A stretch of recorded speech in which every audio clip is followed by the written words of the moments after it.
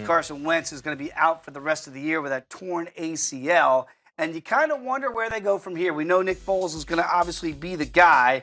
Now, they do have the best record right now in the NFC. This was, of course, Wentz getting off the plane in Philadelphia. You see the hobble there. Not a good look. So when you look at the current playoff picture in the NFC, the Eagles still have the inside track to get that best record in home field. Do you still think at the end of the day they can hold on to that with Nick Foles taking over? Yeah, I think so. Most importantly, I think ideally either one or two will be a realistic option based on where they're currently are right now when you look at the other teams trying to get into the playoffs. I think their stiffest competition will be the Minnesota Vikings. But you have to applaud the Carolina Panthers for doing what they did yesterday, and that creates more separation as far as the rest of the field. But the one thing we got to look at in this situation, Carson Wentz was an MVP caliber player. Clearly the odds-on favorite to win that award. But going to Nick Foles, that's not a bad idea. No, that's why you have a backup quarterback. That's a pretty good second option to have outside of your first option. Yeah, not bad. This is kind of defines what a backup quarterback is, a guy you feel comfortable coming in, if only for a couple games. But obviously this is going to be the rest of the way now for the Eagles into the postseason. Their head coach, Doug Peterson, discussed his role in the press conference today. Take a listen. Nick has played a ton of football, and I was here when we drafted him, and we drafted him for a reason. And then we went out and got him again this offseason for a reason. And you never want it to be under these circumstances, but at the same time,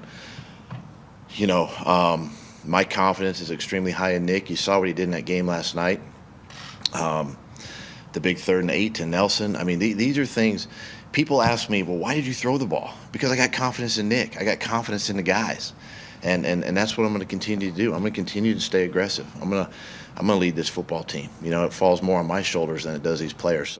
I love the body language there from Doug Peterson. Like, he's not selling us on it. He seems to really believe it. Like, I'm not going to take the foot off the gas pedal when it comes to the play calling. I'm going to be as aggressive as I would if I had a Carson Wentz. This is an unknown. We know about Foles here. So when you look at Foles, do you think that they will be okay going forward? Can they still win the Super Bowl without Wentz? Not going to say that. Even with Carson Wentz, they weren't my favorite to win the big game based on what they have in the AFC and two teams that have Super Bowl experience and elite play at the quarterback position. No doubt. But within the NFC, I like what they can potentially do with Nick Foles as the quarterback because Doug Peterson said it there in that presser. He trusts Nick. He does? He believes in him. When Carson went out with that injury yesterday, the first 3-4 plays were all passes. That's it. All passes. So he's not going to change what they've been doing up until this point. Foles will not give you the athletic plays. No. Right? He can run when he need to. He might be pulling the safe, but he can run when need be. But he still has experience. He has experience, and that's what you need from your backup quarterback. When the Giants won their second Super Bowl in the Parcells era, they did it when Phil Simms got hurt. And Jeff Hostetler came in and got that done. Just saying, Nick Foles isn't an unproven guy, so we'll find out if he can keep it going and avoid the iceberg there. And I know people say last time we saw Nick Foles starting was with the Rams. And we saw what Jared Goff looked like under Jeff Fisher. Was not good.